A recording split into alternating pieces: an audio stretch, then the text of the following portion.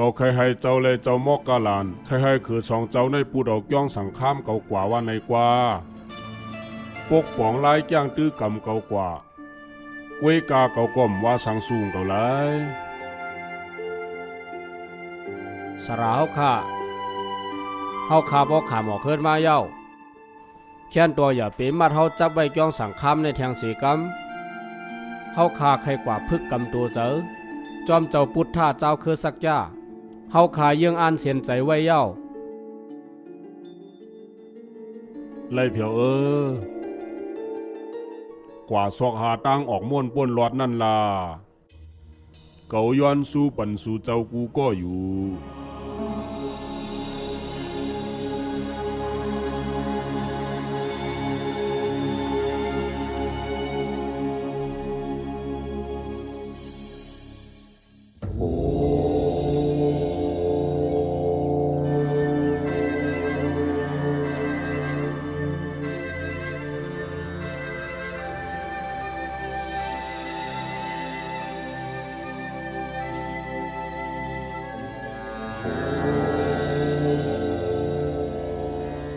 เจ้าในชื่อว่าสาลีปุตตละ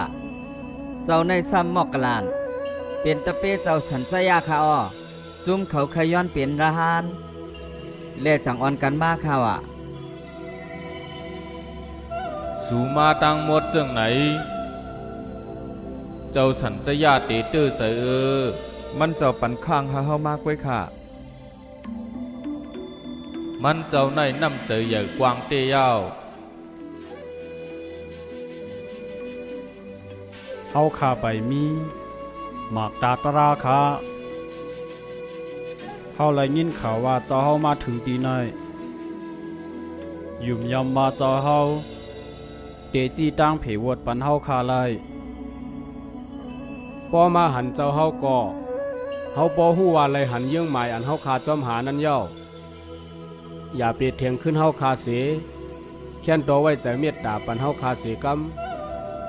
สุดดีสูปออย่างเข้ามายาวเกาเจ้าตีจุงเอาสูไปกว่าเนอเส้นตั้งอันในกวยหา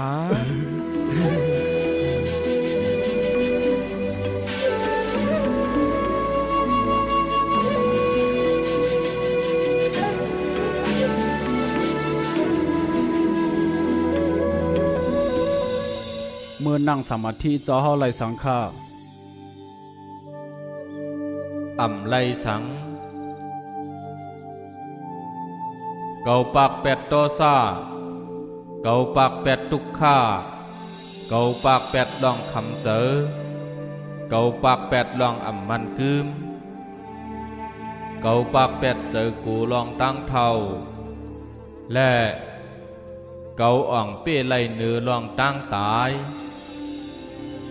พระหานตั้งหลายเอ้ยต่อเหลียวเก่าเจ้าตื้อกำตัวเจ้าเก่าไล่ลีเสเปื้อนยาวสังว่ามีไฟไหม้ป่ามันเตะไหม้ป่าหมักวากตั้งกินต้นไม้ต้นตอกอันขวางนามันเจอนั่นดึงเหยื่อไฟนำกาหือเปียวไฟแค้นเตะไหม้แห้งกะนานเหมือนกันตั้งเหตุการณ์ลองอ่ำดีมันเตะไหม้แห้งพอเฮาซ้ำใส่ฟื้นแทงลอผ้าตอซ่ามอห้าแลลองตั้งโกมันยึงแค้นเตะไหม้แห้งขึ้นมาแทงพอเฮาซ้ำพังจูมันแทงสึงไฟอากูโสเตลุกแห้ง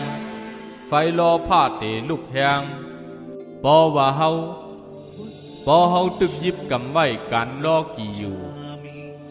ปอเฮากลุ่มเอาใจติดจับเปลี่ยนโคของอันหาไหลมาดึงไหลมานำกะหือก่อนหนึ่งแค้นสุกเจอ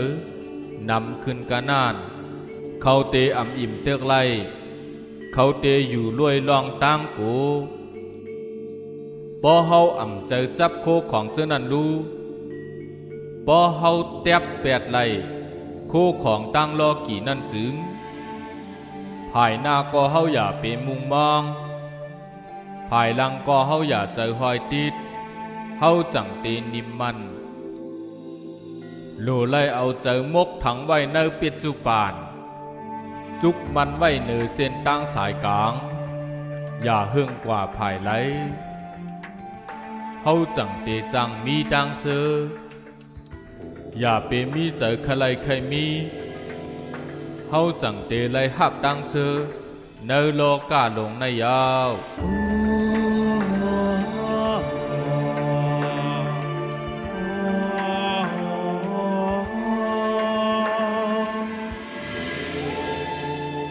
ช้างกึ